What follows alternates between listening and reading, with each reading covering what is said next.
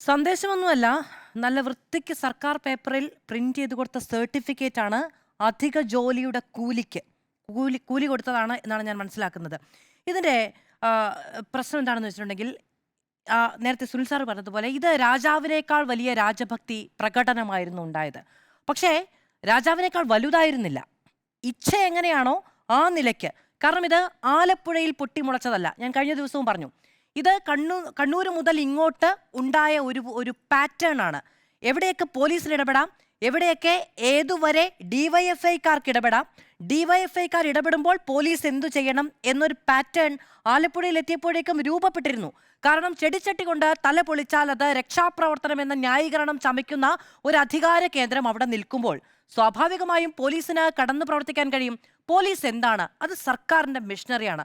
സർക്കാർ എങ്ങനെ ചലിക്കുന്നോ, സർക്കാരിന്റെ തീരുമാനം എങ്ങനെയാണോ ആ നിലയ്ക്ക് പോലീസ് പ്രവർത്തിക്കും.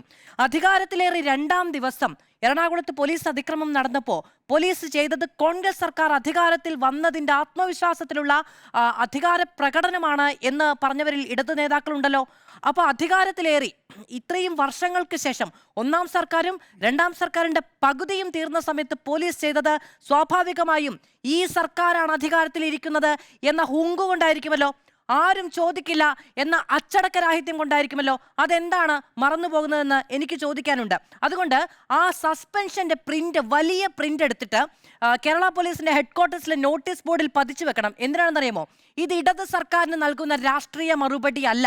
അങ്ങനെയല്ല നമ്മൾ അതിനെ കാണേണ്ടത്. ഇത് പോലീസിന് കൃത്യമായി ഒരു ഭരണകൂടം നീതിയുക്തമായി നൽകുന്ന മറുപടിയാണ്. സർക്കാർ വരും പോകും, ഇടത് സർക്കാരോ കോൺഗ്രസ് സർക്കാരോ BJP സർക്കാരോ ഒക്കെ സംസ്ഥാനത്തോ കേന്ദ്രത്തിലോ ഒക്കെ ഭരിക്കും. പക്ഷെ പോലീസ് എന്ന് പറയുന്നത് യൂണിഫോം ഇട്ട ഒരു ഫോഴ്സാണ്.